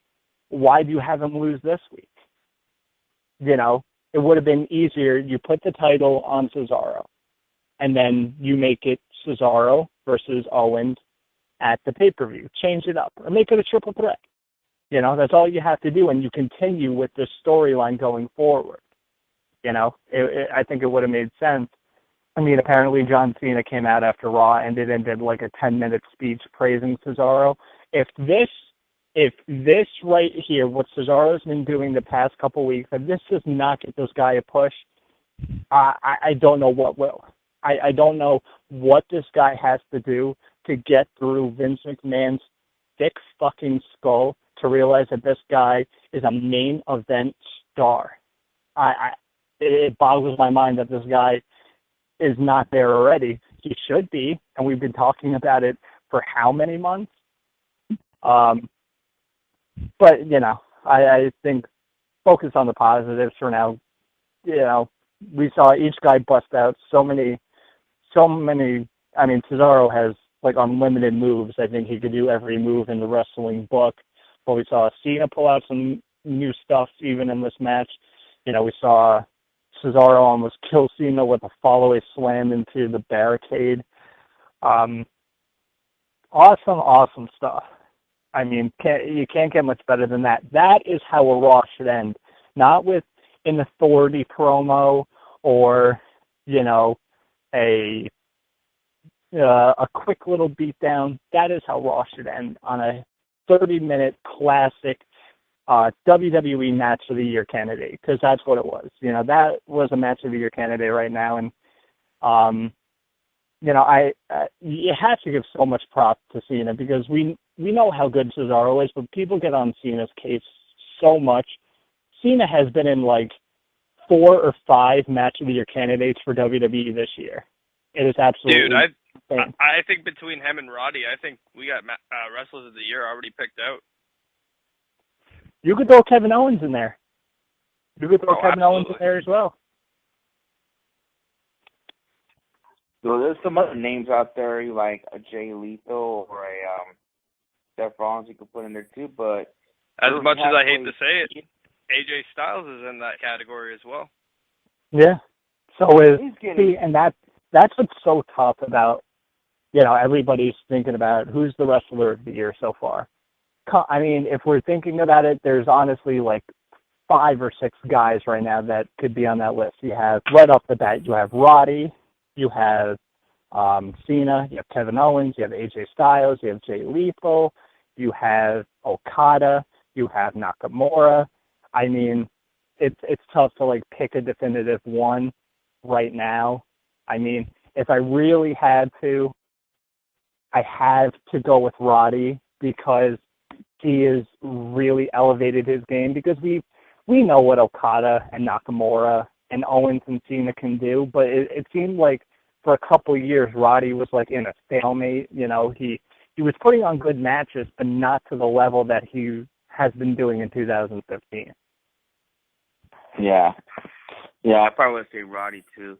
I mean, if he walked out, Ring of Honor champion at Death for Dishonor, I mean, it's automatic. He's there, number one. It's automatic. But who knows what happens in the next few months? We're in July now. What would happen in September? What would happen in November? So we'll see what happens. Another good thing about Raw, it was freaking awesome. Brock Lesnar destroying that Cadillac, that 55,000 Cadillac. Holy shit. That motherfucker could destroy a fucking car. The guy fucking launched a car door into, like, almost basically into the crowd. Apparently, he launched it, like, near some kid, and people were reporting that, like, the kid got hit by it, but people were saying no, it just, like, scared the shit out of the kid. Oh, no, it hit him. I saw the video. It was posted all over the place. Well, man. People were saying that were around him after the fact that he's okay, but he's, like, scared shitless now, and he's not going to be able to sleep for a couple weeks. But he's not like seriously injured. So I think we can be happy for that fact. But I mean, Brock Lesnar, like, he's just he has to be a different species. He can't be human. Nah. He saw that shit. He broke the fucking door of the damn car. Fuck, dude. That's some crazy ass shit. And I work around,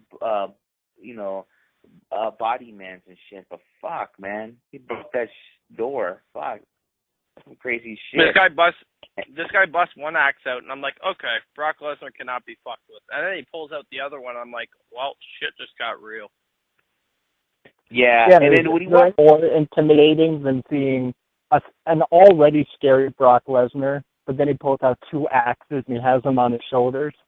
I'm pretty sure, like, everybody in that arena, like, shit their pants right then and there. Yeah, and they were chanting to fuck up the car, too, the fucking Chicago crowd out there. He wanted them to fuck up that damn car, and they did it. So, you know, Brock, it kind of remind me of what happened a few years ago when he fucked up Triple H's office with that sledgehammer.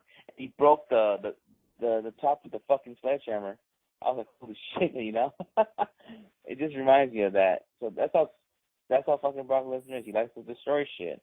And he stirred up fucking... Brock's an absolute behemoth, man. Yes, and he is. Poor Mercury and Noble still taking bumps well after their careers are over. I mean, Mercury just got slammed into the hood of that car.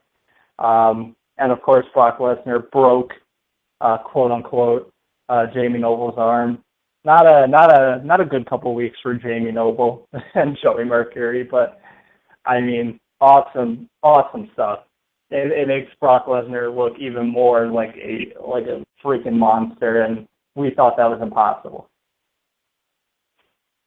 Yeah, definitely. Brock Lesnar is going to get going against Seth Rollins at Battleground for the WWE World Heavyweight Championship. Brock Lesnar looks like an unstoppable machine. We'll see if he does walk out with the championship. Oh, well, we'll see what happens. Another good thing, which was shown on Raw, but it just happened on Raw, but the whole Dolph Ziggler and Russo segment, I don't know. Well, actually, I think the Brock Lesnar guy took a photo, but when Lana was thrown off the ring, someone took a photo of her panties. And her skirt was up, and there's her panties out there. She's wearing, like, black panties. And I think it was the Brock Lesnar guy that took the photo. Did you hear that alarm? Did you hear that alarm go off? Perv alert. Perv alert. Yeah, fucking, I'm going to go on a little mini rant here. Fuck Brock Lesnar guy. Fuck Frank the Clown. Both of those fucking losers. I can't believe I'm even having to mention their names and give them fucking attention. Both of these fucking guys are such losers. Like, I want all wrestling fans, when you're feeling down and, you know, you're like, man, things aren't going my way, just remember, you're not Frank the Clown who got upset with WWE because you weren't listed as a super fan. You know, I go all the shows and, yeah, I'm banging Mick Foley's daughter. Yeah, pretty much says that, like, solidifies that, like, Mick Foley's daughter's his property or something with the way he said it. It was just really, yeah, it wasn't the right way about going about things, that's for sure. And from what I've heard from people, because there was a post on R Squared Circle from somebody who, I forget what show it was, but it was like a recent show, and Frank the Clown was there, and they're like, this guy is such a pompous asshole. He was, like, commentating during one of the matches and, like, putting himself over. It's like, this guy is just the epitome of a fucking loser, and I can't believe I'm even wasting a minute talking about either one of these guys. It's fucking ridiculous. It's like all these super fans are such, like, fucking idiots because they want the spotlight on themselves. And it's like, no. The spotlights are on the wrestlers, not fucking Like I see them selling shirts on Pro Wrestling Tees, and I just shake my or barbershop window or whatever, and I shake my head. It's just like, how the fuck can you allow fans to sell shirts? Like, I would understand if it's a podcast. I would understand if it's a radio show, you know, whatever the case may be. But you're a fucking fan that goes to shows. Just because you go to shows and, you know, it's expensive and you fucking throw out all your money out of your pocket to go to wrestling shows doesn't mean you have to fucking have a T-shirt on a fucking website. Like, Jesus Christ. Yeah. And you know, it's funny. I saw him at a hotel during WrestleMania week. Both of those guys. I didn't even talk to them. I just walked by them. Like, hey, excuse me, guys. Well, if you see them ever again, what you need to do is accidentally give, like, a Shibata penalty kick right to the face of Frank the Clown. And then steal his bitch. I saw Frank the Clown all over. I saw him at the Hall of Fame. I saw him at Mania. I saw him at the hotel. I saw him everywhere, pretty much. I didn't say nothing to him. I didn't even talk bad things. But And if you saw him next time, I'll kick him in the nuts. It just makes me wonder, what in the blue hell does Noelle Foley see in this pompous jackass? What does he like pay her? Because, you know, this guy obviously probably has money because he goes to so many WWE shows. So he probably has a good amount of money. What, does he just pay her? Pay her to be his fucking girlfriend? Like, maybe, I don't know, maybe she does really like him, and they're going to live happily ever after with a bunch of fucking clown kids. Who knows? Oh, well. My God. And so much, like, I don't know, there's just been so much, I don't even know how to put it, stupidity on Twitter with Frank, because I see Frank the Clown doing all that, and of course, you know, I didn't want to get into this, but mention it quickly, you know, some people who were in the podcasting realm going out and exposing who masked wrestlers are. Matt, I want to get, because I want to get your full thoughts on this, because me and you've seen some of my snippets on Twitter when I was talking to Tom Richards, of course, a family member here on the Elite Podcast Network. What is your whole take on this? To be honest, I put some tweets out about it earlier, and it's just like, how are you going to go out of your way to disrespect something that's kind of an unsaid rule in professional wrestling? You talk about who's underneath masks. You don't talk about who those guys are. You don't reveal who real names in the business. You just don't do these things. And people just go out of their way to do this to get scoops or to get views on their website, to get listens to their podcast. Fuck, I knew who that was. Like, the person in mind and the podcast in mind, I knew who that was a long, long time ago, but out of respect for him and the business, I kept it a secret. Like, Jesus Christ, I really don't understand why professional wrestling has to be all about, you know, getting the most views and getting the most podcast listens and getting the most hits or whatever you fucking want to call it. It drives me nuts, and that's something that really pissed me off today. All right, hold on. We got a caller online. Hold on a second. Now my shit's blowing up slowly, but I'm trying to get typical blog talk. Fuck blog talk. It's fucking up right now. I think it is blocked up, but I'm trying to get like other callers in. I had someone try to call in earlier, but I'm having problems bringing in. But it's doing the same thing on this one. It's blowing up pretty slow. 651 will try to get you on in a bit, all right? But all right, well, while you're trying to get that caller on, and you can interrupt me once you get that all set up, you know, the podcast in question, I do listen to, and, you know, because they do cover a lot of Japanese wrestling, and they have a very good insight and knowledge of Japanese wrestling, and I can't deny that. They know it very well, and that's why I listen to them. That just will not excuse breaking, you know, listen, we break kayfabe all the time. You know, we do it quite a bit, but as Matt said, I think there's a certain line that we just don't cross. You know, like, come on. Did we know who Sami Zayn was before WWE? Yes.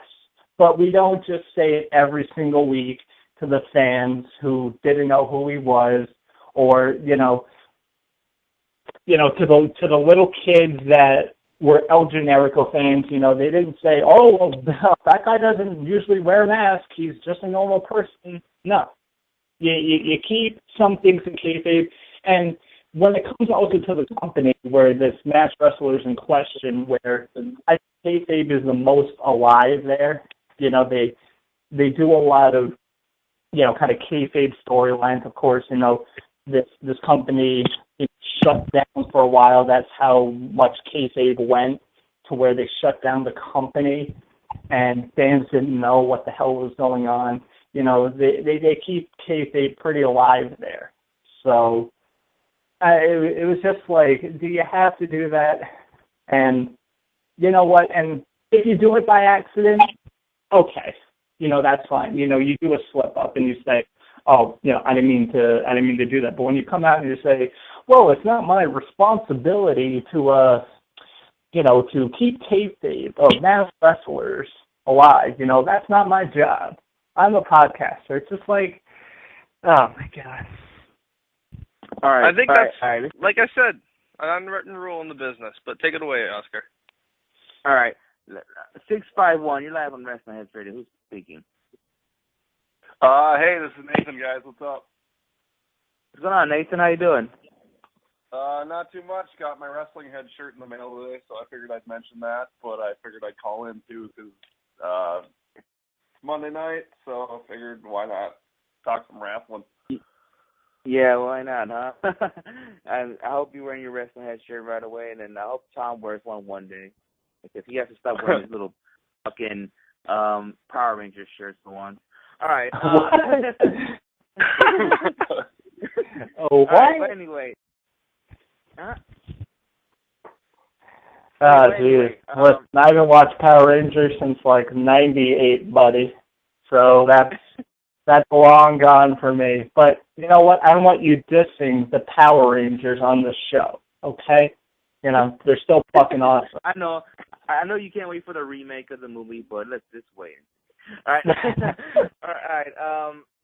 I guess we'll try to pick up some other great news on Raw, but the only thing I can say is that we can give a shit about the whole Miz try to interrupt the it was not Intercontinental match, but it was right back in Big Show. We don't care about that. Who gives a shit about Who gives a shit about how what the hell was that? Anyway, I can tell you one thing that was positive. And who's playing music? Somebody's got a train going by them. That was me. That's me. Sorry. I can mute my phone if you guys need me to. Was that A-Train? All right. Oh God, A-Train.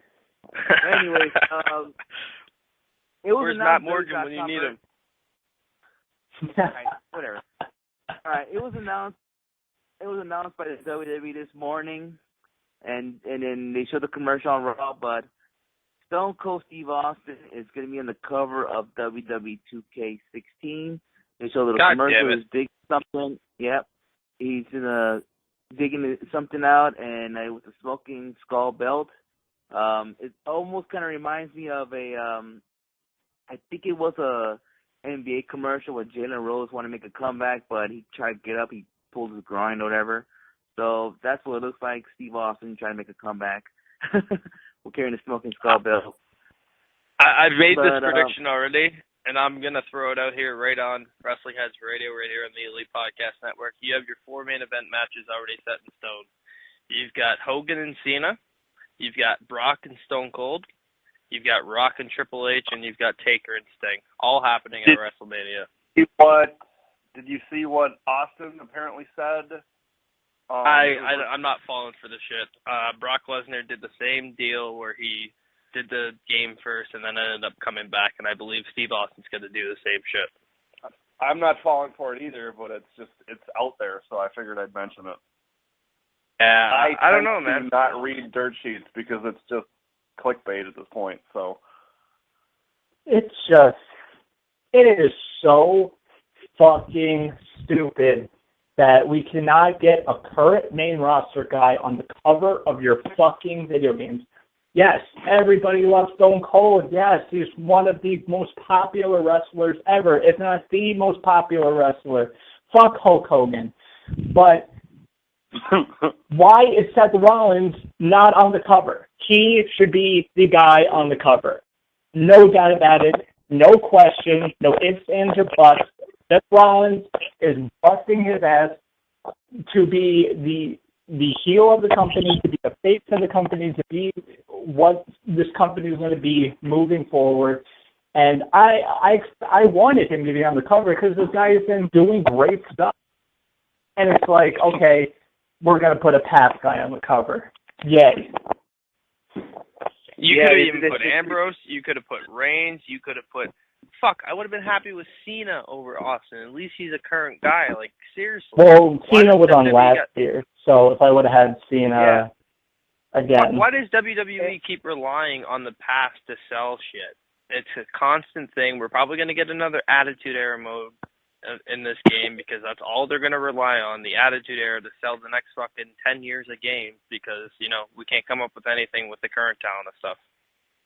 Well, and they're still going to be relying on the Attitude Era 30 years from now because I don't think they're going to rely on this era too much to sell stuff.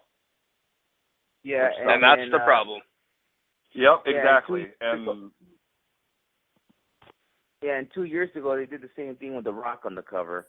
But I heard like over the weekend they were planning to put Kevin Owens in the cover, but he just decided. Well, that's kind of jumping the gun a little bit. You know, listen, I love the guy, and he's probably the best thing going in WWE today, but that's jumping the gun a little bit. But I am happy. that the 2K developers were working hard to get guys like Samoa Joe into the game because, you know, they just got introduced to the WWE Network. That'd be crazy to put in Joe in there. That'd be crazy. And I thought because the reason why they put in Kevin Owens in the cover because he wanted to focus on some NXT things on that video game, but unfortunately just put Stone Cold Steve Austin in there. I know they have a special mode for him in there, but who knows?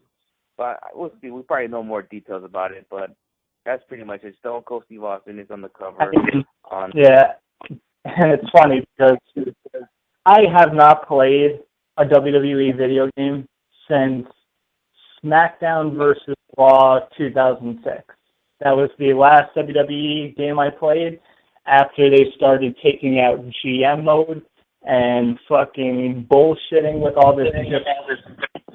That's awesome. Cheers. All right. We'll see what happens. But we're almost to the end of the show pretty much. I think, Matt, you have something that you want to plug into before we go out? Yeah, for our Eastern time zone listeners, we are now past midnight, which means it's Weekly Wrestling Podcast 2-year anniversary. We're having a big show on the Indie Power Rankings Lab to celebrate. I'm going to be talking to Devon Dudley before the show, so that will not be live, but live on the air. 3 big guests. We got Matt Tremont, the king of death matches. He's just dominating the death match scene and more this year, so we're going to talk to him. Really excited for that. TJ Perkins returns to the show as well. Really excited to have current Impact Wrestling star on the show and talk about the state of TNA. That's something that's going to be must listen. And then we also have one more final guest, and that, my friends, is a very interesting guest. I have been wanting this guest actually on for the past little while because we had him back on in December, and he's been doing some big things since then in Ring of Honor. He is 1/3 of the decade. Mr. Adam Page will be returning to WWP as well. All 3 guests will be live: Matt Tremont, Adam Page, and TJ Perkins, as well as a pre-taped interview from one Devon Dudley. It's going to be a very, very big show tomorrow night. All right, that's going to be an interesting show that y'all should listen to. Check it out. I think it's getting towards the end of the show, but I think there's one more thing I want to say before we go off air. But it was announced last week. AAA just announced Triple Mania 23. I'm sure me and Nathan will be watching it, but it's going to take place August 9th in Mexico City. Oscar, do you know, is it going to be an iPay-per-view? Yes, I believe so. I think that's the plan. They're going to do it again, pay-per-view. I believe so. And it's gonna be, it has to be. It's like their WrestleMania. It has to be. Last year was a special. It was a lot of great moments. Patron took the AAA Mega Championship from Tejano, who was the champ for 2 years there. He took the title from him last year. And you know what also sucks that I just found out last week that Tejano is out indefinitely with some kind of arm injury. That's a huge loss for AAA and Lucha Underground whenever they do come down to over to the second season. So that's a huge loss. Did it? El Patron take the title from Tejano in December of last year? Because Triple Mania was in. No, according to what I know, he's had the title since December 7th, I believe. I'm trying to think because that Lucha Underground show I went to when Patron came out, I would have swear it happened like before December when El Patron made his debut. Well, because last year at Triple Mania he just made his debut for AAA. Oh, you know what? You're right. Yeah, you're right. He did. Yeah. Because that was right, almost immediately after he got released. Yeah, you know what? That's an error in my bad. Yeah, yeah, you're right. That's it. Yeah, because Rey Mysterio came out and the WWE was pissed off about him, and then I think he did that try to get released. But anyways, everybody check out Triple Mania and August 9th, so you guys should check it out. All right, and I'm expecting the main event is going to be like Brian Cage against El Patron in some kind of gimmick match. That's what I think is going to happen. But it's just good thing that Brian Cage is doing something out there. All right, I think we should end the show with giving our plugs. Follow Wrestling Heads on Twitter, Instagram, or whatever you can find Wrestling Heads. Follow us there. Just check out our website, WrestlingHeads.com. Check out our Instagram. We've been posting photos lately of like Eli Everfly with our shirts. I always want to thank Santino Bros for giving me and Skits their T-shirts. So I want to give a shout out to them. Also, shout out to WH Skits. He could not be on the show today. I thought he was going to be on, but the Dodgers and the Phillies are taking way too damn long. They're in the 7th inning. But anyways, you can follow me at Sinister632 on Twitter and Instagram. Follow the Elite Podcast Net, people. Just do that. Follow that. And I think I might do my classic match of the week this week. I've been busy the last few weekends, but I think this is the only weekend I got nothing to do, so it's all good. Yeah, and then also you can check out the other bloggers we have on our website, WrestlingHeads.com. And we'll be back on Thursday, and next week we got nothing but guests. We got Detective Dan Barry, which I think Skits and Tom will take care of next Thursday. And in 2 weeks we'll also have Willie Mack here, so don't forget about that. And I guess, Tom, go ahead, give all your plugs. Yep, you can follow me on Twitter at @2tweetme. That's my personal account. Make sure you guys are checking out everything on the Elite Podcast Network on iTunes and especially Stitcher. I'm just learning that Stitcher's a good way for you guys to support the Elite Podcast Network. All you got to do, Stitcher.com/Elite Podcast Network. All our shows are up there. You click the play button. It helps us out. So I just want to say that. And one final time, fuck Frank the Clown. Matt, go ahead. Like I said, tomorrow, big show for us. Probably one of the biggest shows we've had in the history of Weekly Wrestling Podcasts. TJ Perkins, Adam Page, and Matt Tremont live. Devon, pre-taped interview, and much more. We may have some surprises as well. So tomorrow night, 9 p.m. Eastern, right here on the Elite Podcast Network. Check out the rest of the Elite Podcast Network as well. Greed Stole the Spot. Just uploaded a couple episodes recently. Good stuff from them. Hacker Scotty O'Shea, Wrestling with Myself. The past 2 episodes, one with Holly Hilton and one with Josh Alexander. Great stuff. Just, man, he has been killing it the past couple of weeks. So I highly recommend checking out his podcast, The Uncle Mike and Tom Show. You guys here at Wrestling Heads Radio, Beyond the 3 Count, Eyes on the Ring, and more. We got some big things planned in the future, so stay tuned. I actually have been working on a big interview as well, so stay tuned for that. You think things are big now, wait till you see what we have coming up in the future. It's going to be a big, big summer here at the Elite Podcast Network. And I did forget to mention, I do want to say congratulations to a good friend of the Elite Podcast Network family, Mr. All Ego Ethan Page, got married over the weekend. I know Matt was at the wedding, so I maybe getting married is going to lower down that ego just a little bit, Matt. I don't know. Ethan Page, good buddy of mine. Yeah, it was a pleasure to be at that ceremony this weekend. Man, what a party it was.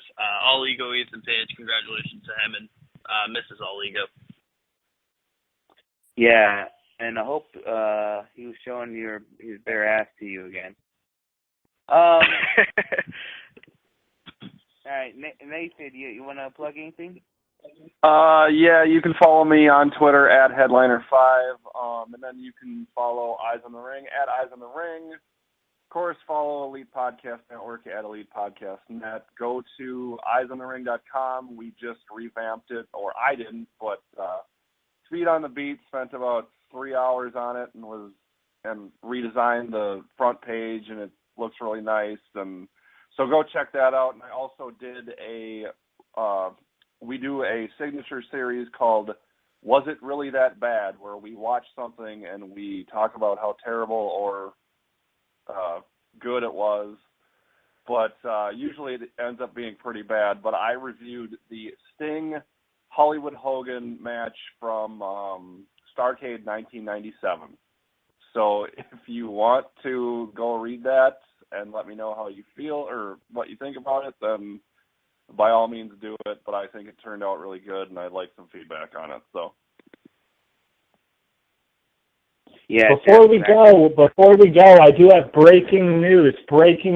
Ladies and gentlemen, it is being reported that Bram has signed a multi-year contract with TNA Impact Wrestling. Did they just tweet you? Congrats to Bram on another multi-year contract. Bram is now signed to a $270,468-year deal with TNA Impact Wrestling. He will be the main star of their show going forward called Bramversary. Yeah, there's a lot in this press release, man. Good stuff. All right. I just can't wait to see to come out there. I want to see that knockout thing just to see our friend Stu Young out there. But anyways, I guess until Thursday we'll be back on. We'll talk about everything. Maybe we'll talk about the Austin Aries returning to Ring of Honor. It was a shocker to me. But yeah, I guess we'll do that on Thursday. Until Thursday, we are out. Peace, bitches.